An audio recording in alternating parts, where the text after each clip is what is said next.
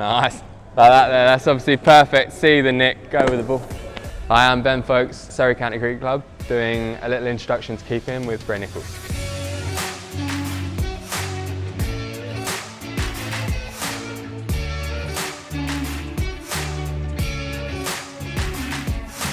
So I'm practicing for a right-hander here.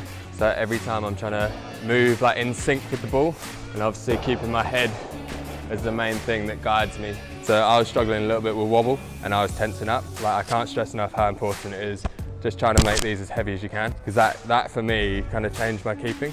If you can keep that feeling within your body, all of a sudden it just becomes a different game. A lot of keeping coaches talk about having the posture where you're like perfect Z.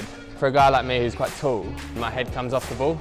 So for me, I have to like tell myself, keep my head at the ball as much as I can, and then like my body takes care of itself. Because if I come up at all there and it stays down, I can't get down. But it's so much easier to come up from down. So if I'm low, and even if that takes off, I can get there easily. But if that shoots along the ground and I've come up at all, I can't go anywhere. Keeping your head to the ball and on the ball allows you to stay down. Just try and do it naturally and see what works best for you, because it might not be what the textbook says.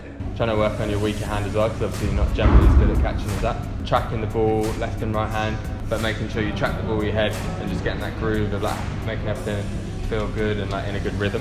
Obviously having a few cones down is a way of recreating a batter or a rough or anything like that. When a ball goes near the cones or hits a cone or whatever, it could come off completely differently.